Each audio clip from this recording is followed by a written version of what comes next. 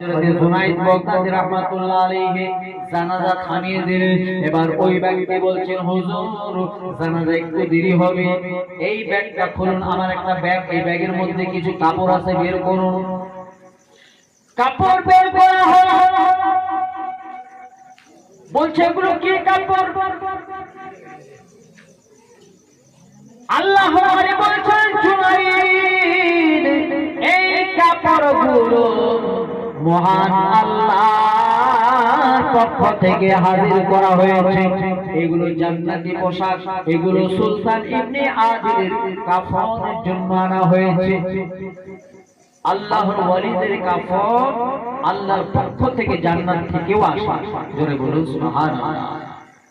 কাফন পরানো হলো, পরানোর পরে ওই ব্যক্তি যার কোন পরিচয় এখনো দেননি, তিনি জুনাইদ বগদাদী রাহমাতুল্লাহ আলাইহি কে বলছেন যে বাবা, জুনাইদ বগদাদী রাহমাতুল্লাহ আলাইহি কে বলছেন যে বাবা, আপনি যদি অনুমতি দেন তো এই জানাজাটা আমি করাই। তিনি বলছেন হ্যাঁ অবশ্যই করান।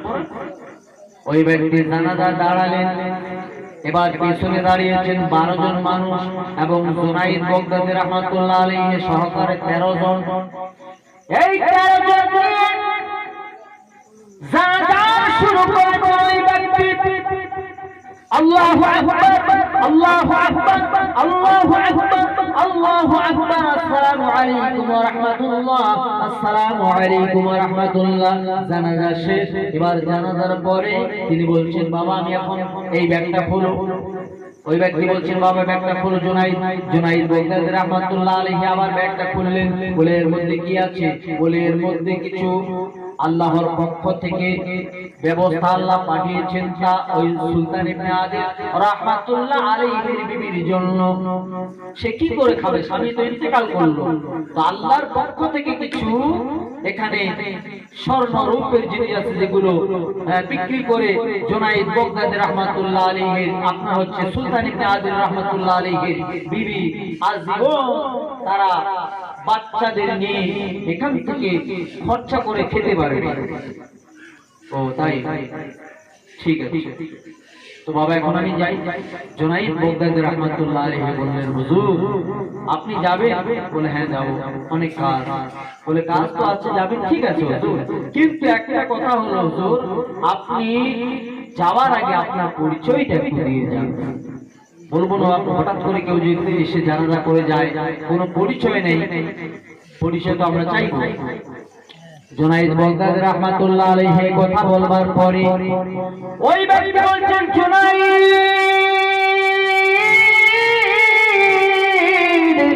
আমার পরিচয় আমি যেখানে সেখানে দেই না। ও জুনাইদ আমাকে ছেড়ে দাও, আমাকে যেতে দাও।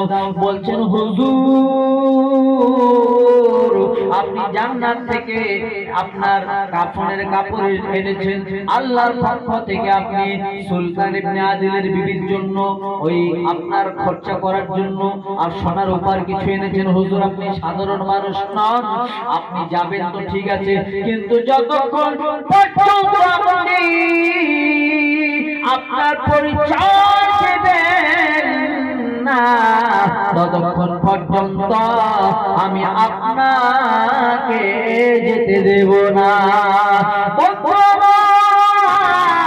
বলছিল জুনাইদ শোনে না বাবা, আমি যেখানে সেখানে পরিচয় দেই না, তোমার কানটা একটু বাড়িয়ে দাও। তিনি কানটা বাড়িয়ে দিলেন। কানের মধ্যে চুপ করে হযরতে জুনাইদ বগদাদী রাহমাতুল্লাহ বললেন জুনাইদ রে আমি এমন একজন ব্যক্তি যার পরিচয় আমি সব সময় দেই না।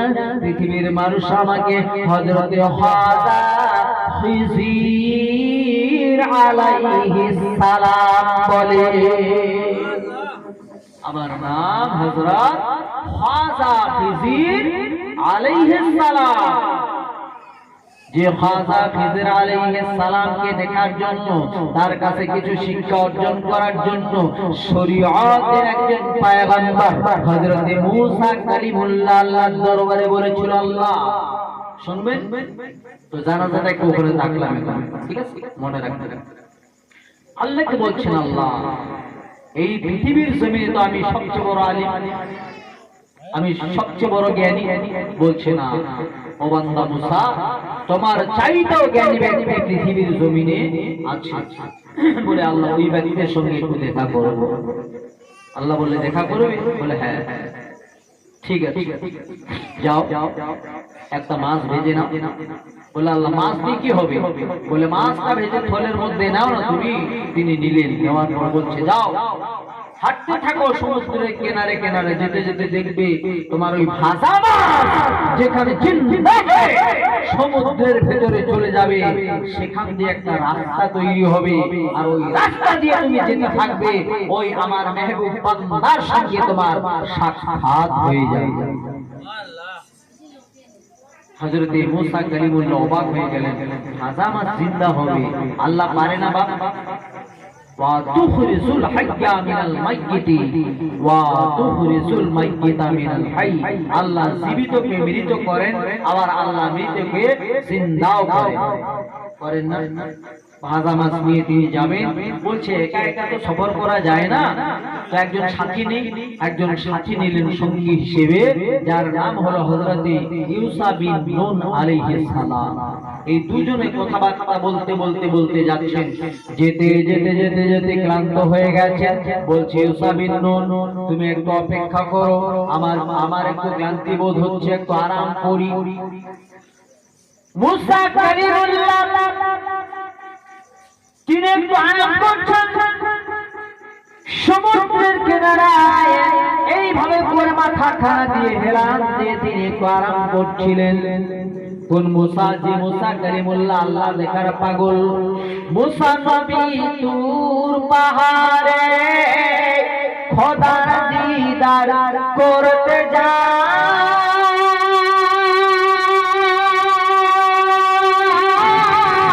খোদার নূরে পাহাড় জলে মুসা বেহুশ হয়ে যায়, মুসা বেহুশ হয়ে যায়।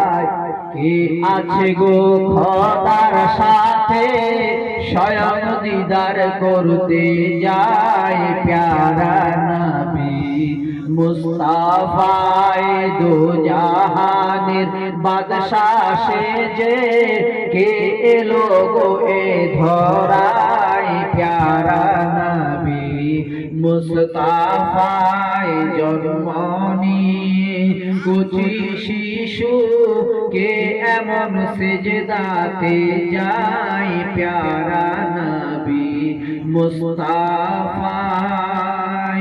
ওই মুসা কালিমুল্লাহ তিনি ইউসা বিন নুন আলাইহিস সালামকে নিয়ে হেঁটে যাচ্ছেন। যেতে যেতে যেতে যেতে ক্লান্তি বোধ হয়েছে, তিনি বলছেন একটু আরাম করি। তিনি আরাম করতে গিয়ে তিনি ঘুমিয়ে পড়েছেন। এমত অবস্থায় আপনার হচ্ছেন হযরত ইউসা বিন নুন আলাইহিস সালাম, তিনি চিন্তা করছেন যে হুজুর তো ঘুমিয়ে গেছেন, আমি বেকার না থেকে 2 রাকাত নামাজ পড়ে নেই, 2 রাকাত নামাজ পড়ে নেই। নামাজে দাঁড়িয়েছেন, সরি নামাজ পড়বেন, ওযু করতে গেছেন। ওযু করতে গিয়ে তিনি ওযুর একটুকুন পানি সেটা লেগেছে। ইউসাবি আপনার হচ্ছে খিজির আলাইহিস সালামের থলের মধ্যে যে মাছটা ছিল ভাজা, ওই ভাজা মাছের মধ্যে একটু ওযুর পানি ছিটকে পড়ে গেছে। পড়ার কারণে মাছটা জিন্দা হয়ে টপকে গিয়ে সমুদ্রের পথ ধরেছে। যখন সমুদ্রের পথ ধরেছে মাছ, যেদিক দিয়ে মাছ দৌড়চ্ছে ওই দিক দিয়ে সমুদ্রের পানি ভাগ হয়ে, পানিটা 2 ভাগ হয়ে গেছে এবং একটা রাস্তা তৈরি হয়ে গেছে। বলুন সুবহানাল্লাহ। আল্লাহর কুদরত, আল্লাহর কুদরত, আল্লাহ কি না করতে পারে। আল্লাহু আলা কুল্লি শাইইন কাদির। আল্লাহ বলছে সবচেয়ে বড় ক্ষমতার মালিক আমি আল্লাহ। কুন ফায়াকুন, আমি আল্লাহ যদি বলি হও সঙ্গে সঙ্গে হয়ে যায়। সুতরাং ভাজা মাছ জিন্দা হয়ে গেল, সমুদ্রের পথ ধরলো, পথ ধরার পর যে দিক দিয়ে মাছ যাচ্ছে একটা সুড়ঙ্গ তৈরি হচ্ছে, রাস্তা তৈরি হয়ে যাচ্ছে। এবার ইউসা বিন নূন আলাইহিস সালাম তিনি আর ওগুলো লক্ষ্য করলেন না, তিনি শুধু সাধারণ জ্ঞান ছিল তার, তিনি চিন্তা করছেন ভাজা মাছটা জিন্দা হয়ে চলে গেল, এতটুকুই তার জ্ঞানের মধ্যে ছিল। তিনি নামাজ পড়লেন, নামাজ পড়ার পরে হযরতে আপনার হচ্ছে মূসা নবী, তিনার ঘুম ভেঙে গেল, বলছে ইউসা বিন নূন চলে এবার যাচ্ছেন, যেতে যেতে যেতে যেতে বলছে ইউসা বিন নূন আমার ভীষণ খিদা পেয়েছে, ওই যে ভাজা মাছটা আছে বের করো, খেয়েই ফেলি, মাছটা বের করো খেয়েই ফেলি, কারণ ভীষণ খিদে পেয়েছে। ওই সময় মুহূর্তে ইউসা বিন নূন আলাইহিস সালাম বললেন, হুজুর আমার তো স্মরণ নাই, আপনি যখন ঘুমিয়ে গেছেন আপনার ওই থলের মধ্যে ব্যাগের মধ্যে যে মাছটা ছিল ওই মাছটা জিন্দা হয়ে সমুদ্রের দিকে চলে গেছে। জোরে বলুন সুবহানাল্লাহ। মুসা নবী বলছে, বাবা সর্বনাশ, ওইটাই তো আমাদের দরকার, চলো চলো কোন জায়গায়। যেতে যেতে যেতে যেতে দেখছেন যে জায়গায় তিনি ওযু করেছেন এবং যে জায়গায় তিনি আরাম করেছেন ওই জায়গায় গিয়ে দেখছেন যে একটা সুড়ঙ্গ তৈরি হয়েছে, রাস্তা তৈরি হয়েছে। মুসা নবী বলছেন, ইউসা বিন নূন তোমাকে আর ভেতরে যেতে হবে না, কারণ আমি আল্লাহর কাছে পারমিশন নিয়েছি শুধু আমার জন্য, আমি ওই ব্যক্তির সঙ্গে দেখা করব যেই ব্যক্তির নাকি আমার চাইতে ও বেশি জ্ঞান আছে। আল্লাহর ওলিরা কি জিনিস বোঝেন বন্ধু আমার। আপনার মুসা কালিমুল্লাহ সমুদ্রের মাঝখানে রাস্তা ধরেছেন, যেতে যেতে যেতে যেতে গন্তব্যস্থলে পৌঁছে গেছেন। যেই জায়গার মধ্যে বসে আছেন একজন আল্লাহর মেহবুব বান্দা, যার সাদা ধবধবে পাগড়ি, যার লেবাসটা সাদা ধবধবে, নুরানি চেহারাওয়ালা মানুষ, তাসবিহ হাতে আল্লাহর নামের জিকির করছেন। আল্লাহর নামের জিকির যারা করে ওই ব্যক্তির কলবে মহান আল্লাহর নূর চমকায়। এই জন্য বন্ধু শুধু নামাজ পড়লে হবে না, নামাজের পাশাপাশি একটু করে মহান আল্লাহর জিকির করতে হবে। যে কলবের মধ্যে জিকির আছে ওই কলবটা হলো জিন্দা কলব। জোরে বলুন সুবহানাল্লাহ।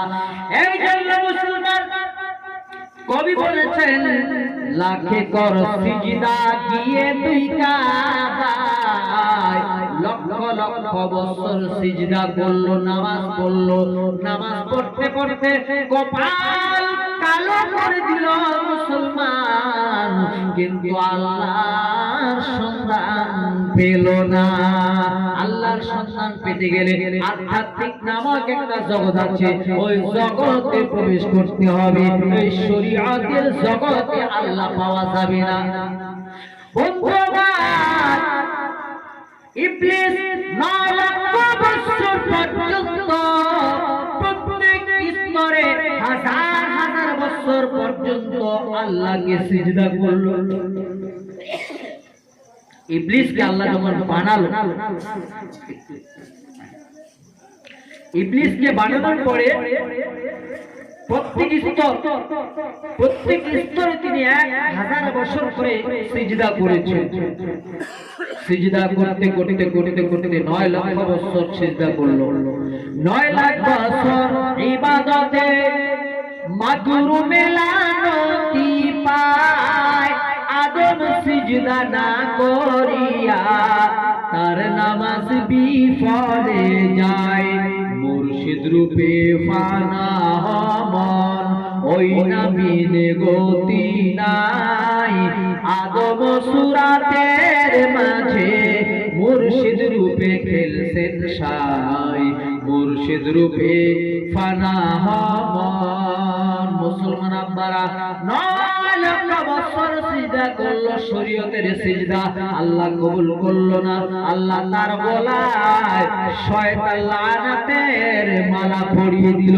তাকে দেখলে আমরা লা হাওলা ওয়ালা কুওয়াতা ইল্লা বিল্লাহিল আলিয়্যিল আযীম পড়ি না বাবা।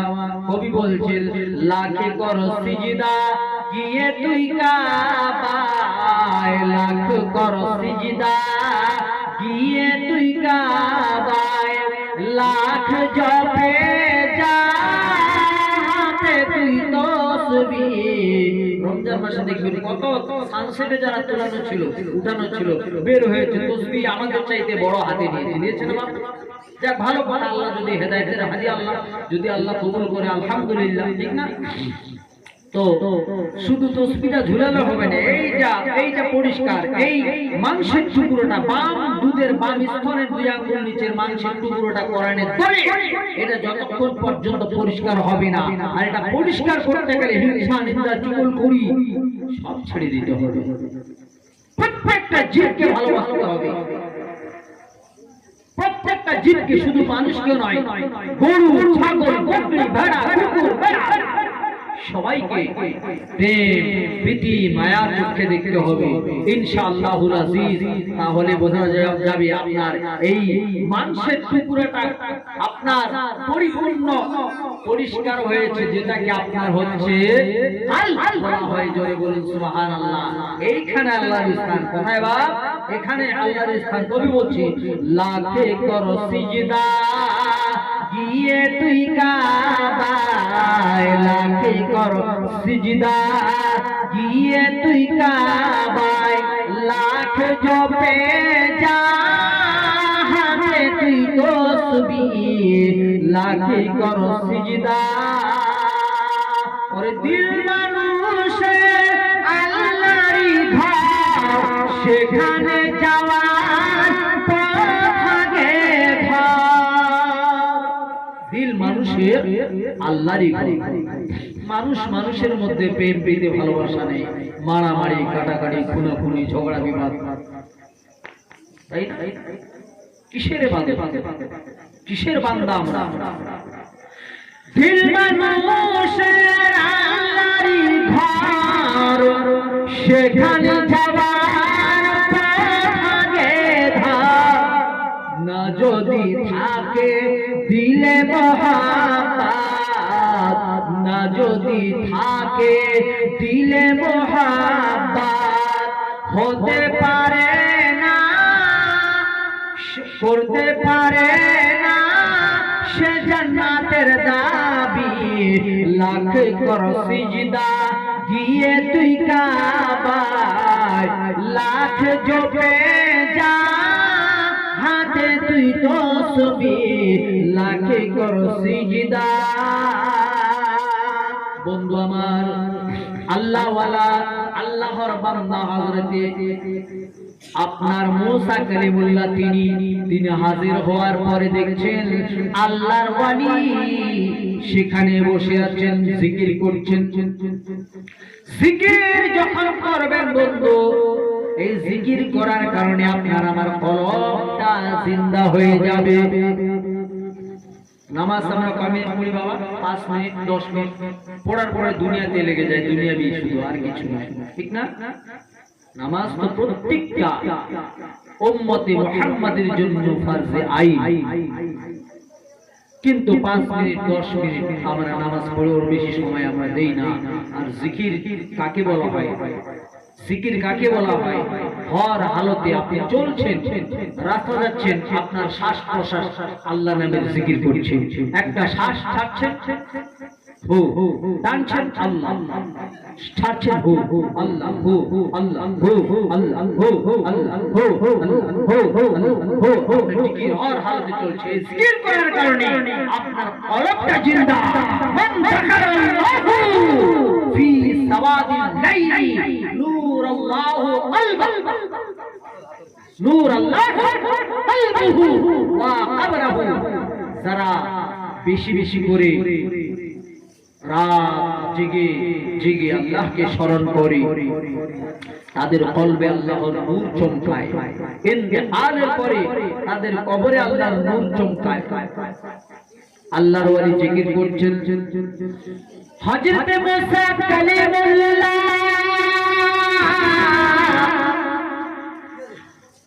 বলছেন আসসালামু আলাইকুম। আল্লাহর ওয়ালি সালামের জবাবে বলছেন মুসা রে বলছে হুজুর আপনি কি আমাকে চেনেন? বলছে বাবা অবশ্যই চিনি, তোমাকে আল্লাহ পাঠিয়ে দিয়েছে, তুমি আমার কাছে কিছু শেখার জন্য এসেছো। বলে হুজুর হ্যাঁ অবশ্যই আমি কিছু শেখার জন্য এসেছি। বলে বাবা তুমি চলে যাও, যেদিক দিয়ে এসেছো তুমি ওদিক দিয়ে চলে যাও। বলে কেন হুজুর, এত আশা আকাঙ্ক্ষা নিয়ে আসলাম, চলে যাবো? बोले है बाबा, कारो उल्टा भी चलते हैं दीवानगाने इश्क, आंखों को बंद करते हैं दीदार के लिए। আমরা আপনারা এই চামড়া চোখে দেখি, কিন্তু আল্লাহর ওয়ালিরা এরা কিছু দেখার প্রয়োজন হলে চোখ বন্ধ করে দেখে রূহানি জগতে। জোরে বলুন সুবহানাল্লাহ। ব্রাদার মিল্লাত ইসলামিয়া, আল্লাহর ওলি বলছে মুসা তুমি চলে যাও, কারণটা হলো আমার কাজগুলো হবে উল্টা পাল্টা, আমার উল্টো পাল্টা কাজগুলো তোমার সহ্য হবে না, তুমি চলে যাও। বলে হুজুর অবশ্যই আমি সহ্য করব, আপনি একটু সময় দিন। বলে ঠিক আছে বাবা, একটা চান্স দিলাম, যাও। তো সফর করছেন, সফর মুসা নবী এবং সেই আল্লাহর ওয়ালি রাস্তা যাচ্ছেন। যেতে যেতে যেতে যেতে একটা নদী পার হবে। নদীতে মাঝি মাল্লা কোনো কিছু ছিল না, তারা দুজনে নৌকাতে সাওয়ার হয়ে নিজে নিজে নৌকাটা পার করে নিয়ে গেলেন এবং ওই পারে গিয়ে আল্লাহর ওলি নিত্য নতুন নৌকাটা ফুটো করে দিয়েছে। কাজটা ভালো না খারাপ? নতুন নৌকা একটা কারো ফুটো করে দেওয়া খারাপ তো নাকি? খারাপ কাজ। মুসা নবী একটু প্রতিবাদ করলেন, বলে হুজুর যে নৌকা দিয়ে আমরা আসলাম, নদীটা পার হয়ে আসলাম, হুজুর আপনি এই নৌকাটা ফুটো করে দিলেন। বলে বাবা আমি তো তোমাকে বলেছি আমার কাজে কোনো বাধা দিতে পারবে না। বলে হুজুর মাফ করবেন, আর বলবো না। বলে ঠিক আছে চলো। যেতে যেতে আল্লাহর ওলি দেখছেন কয়েকজন যুবক এই রাস্তার পাশে খেলাধুলা করছিল, ऐश আনন্দ করছিল। হঠাৎ করে আল্লাহর ওলি গিয়ে একটা ছেলেকে একটা চপেট মারলেন, আঘাত করলেন, সঙ্গে সঙ্গে ছেলেটা পড়ে গেছে। মুসা নবী প্রতিবাদ করলেন। বলে বাবা তোমাকে তো বলেছি প্রতিবাদ করতে পারবে না। বলে হুজুর আর প্রতিবাদ করব না, আরেকটা চান্স দিন। ঠিক আছে যাচ্ছে। যেতে যেতে যেতে যেতে আপনার সন্ধ্যা ঘনিয়ে এসেছে, সন্ধ্যা হয়ে যাবে। এবার থাকার জন্য কোন জায়গার প্রয়োজন। এলাকার মানুষকে বলছেন এলাকাবাসীরা আমরা সফরি মানুষ, একটু রাতটা থাকার জন্য জায়গা দিন, আমরা একটু আরাম করে সকালবেলায় চলে যাব। তারা বল কেউ জায়গা দিল না, কেউ জায়গা দিল না। কিন্তু আল্লাহওয়ালা আল্লাহর ওলিরা কোনো মন খারাপ করলেন না। মুসা নবী তো একটু রাগান্বিত নবী, তিনি একটু রাগ হয়েছেন, কিন্তু আল্লাহর ওলি তিনি রাগ হলেন না। কাউকে কিচ্ছু, কারো প্রতি কোনো দ্বিধা নাই, কোনো আপত্তি নাই, চুপচাপ থাকলেন। হঠাৎ করে যেতে যেতে দেখলেন ওই গ্রামে একটা কুড়ে ঘর, একটা ঘর ঝোপড়ি, ঘরটা হিলে গেছে। আর কিছুক্ষণের মধ্যে, কয়েকদিনের মধ্যে হয়তো ঘরটা পড়ে যাবে। এর মতো অবস্থায় আল্লাহর ওলি মুসা নবীকে বললেন মুসা রে ধরো তো একটু ঘরটা সোজা করে দেই। আমাদের মানুষের যে নাফসগুলো থাকে, এই নাফসের মধ্যে সবচেয়ে খাতারনাক, সবচেয়ে বড় আপনার আমার শত্রু যেটা, যেটা হল নফসে আম্মারা। যেই নফসে আম্মারার কারণে মানুষ মানুষকে চপেট আঘাত করে, যে নফসে আম্মারার কারণে মানুষ মানুষকে কাটাকাটি করে, মানুষ মানুষের সঙ্গে ঝগড়া বিবাদ তর্ক বিবাদ আপনার হচ্ছে হিংসা নিন্দা, এই কাজটা হলো নফসে আম্মারা। এইটা পরিষ্কার না হলে আপনার আমার কোনো কিছু কাজে আসবে না। বিরাদরান মিল্লাত ইসলামিয়া, হযরত মুসা কালিমুল্লাহকে যখন আল্লাহর ওলি বললেন বাবা আসো তো ঘরটা সোজা করি, মুসা নবীর তো নফসে আম্মারা ঠিক ছিল না। তিনি কি বললেন? বলে না হুজুর এলাকার মানুষ তো কোনো জায়গা দিল না, আর আপনি ঘরটা সোজা করবেন? দেখুন একজন পয়গম্বর আর একজন আল্লাহর বান্দা, খাস বান্দা এবং নবী পাকের খাস আশিক যিনি, তিনি কিরকম দেখুন। তিনি বললেন, বাবা এটা বলা যাবে না, আসো ঘরটা সোজা করি, তোমাকে আমি মানা করেছি না, আমার কাজে তুমি কোনো বাধা দেবে না। বলো হুজুর দিয়ে বলে চলুন, ঘরটা সোজা করে দিল। বলে বাবা তুমি এখান থেকে চলে যাও, কারণ আমার কাজ উল্টা পাল্টা, তোমার সহ্য হবে না, তুমি যাও। বলে হুজুর যাবো তো ঠিক আছে, কিন্তু তিনটা কাজ যে উল্টো পাল্টা করলেন আমি তো ছাড়বো না হুজুর, একটু বলুন কি ব্যাপার। বলছে বাবা প্রথম যে নৌকাটা ফুটা করে দিলাম, ওই নৌকাটা একজন মাত্র চালায়, আর তার আরো বাকি ভাইগুলো আছে, এই ভাইগুলো লেংড়া লুলা, কেউ না বিনা চোখ নাই, কারোর একটা পা নাই, এই সমস্ত প্রতিবন্ধী মানুষ আছে। তার ভাই একজন ভালো, সে নৌকাটা চালায়, সেখান থেকে যে পয়সাটা পায় ওই টাকা দিয়ে যা কিছু খরচা করে সেই খরচাটা সমস্ত ভাইগণ ভাগ বাটোয়ারা করে খায়। বলে হুজুর এটা তো ভালো কথা, কিন্তু আপনি তো নৌকাটা ফুটো করলেন, আগামীকালে যে নৌকাটা কি করে চালাবি, তারা না খেয়ে থাকবে। বলছে বাবারে এটাই তো তোমার চোখ খোলা নাই, এই আধ্যাত্মিক চোখটাই তো তোমার খোলা নাই। মুসা শোনো, এই 10 ভাই,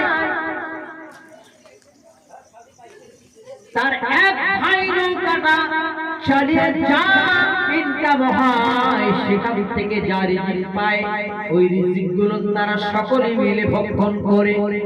তারপরে আমি কেন ফুটো করলাম, কারণ এলাকায় একজন জালিম বাদশা আছে, ওই জালিম বাদশা একেবারে নিত্য নতুন নৌকো দেখলে সেটাকে কবজা করে নেবে, তার আয়ত্তে করে নেবে, যার কারণে আমি এই নৌকোটা ফুটো করে দিলাম।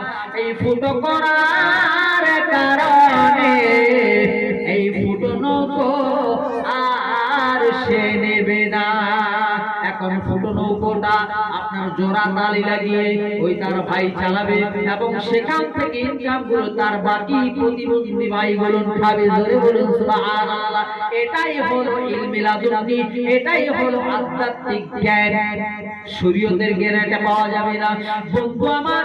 এই জন্য মুসলমান হক্কানি পীর মুর্শিদের দরবারে যেতে হবে, হক্কানি পীর মুর্শিদের হাতে বায়াত গ্রহণ করতে হবে। পীর মুর্শিদ অনেকের আঘাত দেবে, ইমানের পরীক্ষা নেবে, কঠিন কাজে পাঠাইবে পরীক্ষা করতে ঈমান। মানুষের কথা নয় বলছে পাপ কোরআন। ও মুসলমান আব্বারা, আমার ভাই, আমার বন্ধুরা, হযরতে মুসা কারীম বলছেন হুজুর দ্বিতীয় যে ছেলেটাকে আপনি আপনার আঘাত করলেন সে তো পড়ে গেল, সে তো মরে যেতে পারে না মারা গেছে, হুজুর আপনি এটা কেন করলেন? বলে বাবা এই ছেলেটা অত্যন্ত বেয়াদব বদতমিজ সন্তান, তার বাপ মা আলিম, বাপ মা জ্ঞানী ব্যক্তি, আল্লাহ ওয়ালা ব্যক্তি, তার এই সন্তান বদতমিজ, যার কারণে এই বদতমিজ সন্তানের কারণে তার বাপ মা কিয়ামতের ময়দানে আল্লাহর দরবারে জবাবদিহি করতে হবে। এই জন্য তাকে আমি আঘাত করি, সে মরে গেলে আর তাদের মিলনে আর একটা আল্লাহ সন্তান দেবেন, যে সন্তান আল্লাহ ওয়ালা হবে। সুবহানাল্লাহ। বন্ধু আমার, মুসা নবী বললেন হুজুর তাহলে ঘরটা কেন সোজা করলেন? বলছেন বাবা মুসা শোনো, ওই ঘরের মধ্যে দুজনে তিন বাচ্চা, তারা হলো ঘরটার ওয়ারিশ। ওই ঘরের মধ্যে কিছু মাল আছে গচ্ছিত, কিছু মাল আছে, কিছু সম্পদ আছে। যদি ঘরটা ভেঙে যেত তাহলে এলাকার মানুষ ওই ঘরের সমস্ত মালগুলো তাদের আয়ত্তে করে নিত, ভাগ বাটোয়ারা করে নিত, যার কারণে আমি ঘরটাকে খাড়া করে দিলাম। এই বাচ্চাগুলো ততদিন বড় হয়ে যাবে, ওই ঘরে তার বাবা যা কিছু রেখে গেছে ওই তারা বড় হতে হতে বড় হয়ে যাবে, তা সে ঘরের মালগুলো তারা আরাম করতে পারবে, তারা সেগুলো ভক্ষণ করতে পারবে। বলুন সুবহানাল্লাহ। সেই মুসা নবী, যে মুসা আলাইহিস সালাম যার সাক্ষাৎ করতে গেছেন তেনার পরিচয়টা কি? বলে হুজুর পরিচয়টা একটু দিন আপনি কে?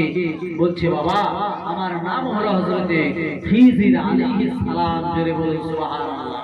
এমন একজন আল্লাহর মেহবুব বান্দা যিনি সমুদ্রের তলদেশে যিনি আল্লাহর জিকির করার ক্ষমতা রাখেন। জোরে বলুন সুবহানাল্লাহ। শেখ খিজির আলাইহিস সালাম আসুন এবার তিনি জানাজা করিয়েছেন। ঠিক আছে বাপ, জানাজা করেছেন তিনি হযরতে সুলতান ইবনে আদিল রাহমাতুল্লাহ আলাইহি। জানাজা করার পরে চলে যাচ্ছেন জুনাইদ বগদাদি রাহমাতুল্লাহ আলাইহি। বলছেন হুজুর আপনি কে, পরিচয় দিন। বলে বাবা আমার নাম হলো হযরতে খাজা খিজির আলাইহিস সালাম। বলে হুজুর ঠিক আছে, আর একটি প্রশ্ন জবাব দিয়ে আপনি চলে যাবেন। বলে বাবা কি বলো? বলে হুজুর আপনি এই যে জানাজায় দাঁড়িয়েছেন আর আমরা মাত্র 13 জন, আমার ভক্তবৃন্দ 12 জন আর আমি জুনাইদ সহকারে 13 জন পিছনে দাঁড়িয়েছি। 13 জন মুক্তাদি নিয়ে আপনি এত জোরে তাকবীর কেন দিয়েছেন হুজুর? এখানে তো অসংখ্য কোনো মানুষ নেই। বন্ধু আমার, আল্লাহর ওয়ালিদের কত ভালোবাসেন, এই জন্য আল্লাহর ওলিদের এনে আমরা দোয়া করি কেন? কারণ তাদের দোয়া আল্লাহর দরবারে কবুল হয়।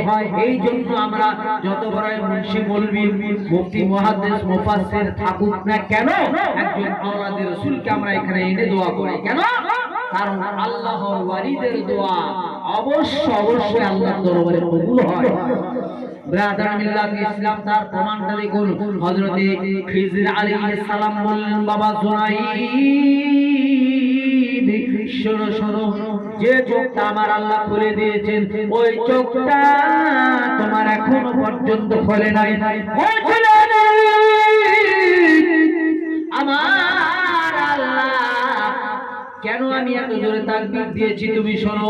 আমার মহান রব্বুল আলামিন, ও জুনাইদ শোনো শোনো শোনো, আমার আল্লাহ রব্বুল আলামিন এই সুলতান ইবনে আদিলকে এত ভালোবাসেন। সুলতান ইবনে আদিলের ইবাদত আমার আল্লাহ পছন্দ করেছেন, যার কারণে আমার আল্লাহ জান্নাত থেকে লক্ষ লক্ষ ফেরেশতা সুলতান ইবনে আদিলের জানাজায় দাঁড়িয়ে গেছে। আমি খিজির আলাইহিস সালাম জোরে জোরে তাকবীর লাগিয়েছি। বন্ধু আমার, আল্লাহর ওয়ালির শানে মেহফিল সাজানো হয়েছে, যার কারণে ওয়ালিদের জীবনী কিছু আলোচনা আপনাদের সামনে করলাম। পীর মুর্শিদ এলাকায় আসলে আদবের সঙ্গে একটু হাজির হওয়ার চেষ্টা করবেন, নইলে পরে বেড়াদার আপনি আমি যতই ইনকাম করি না কেন, আল্লাহ রাব্বুল আলামিন কোরআন কারীমে যে দলিল দিয়েছেন, ইয়া আইয়ুহাল্লাযীনা আমানু আতিউল্লাহ ওয়া আতিউর রাসূলা ওয়া উলিল আমরি মিনকুম।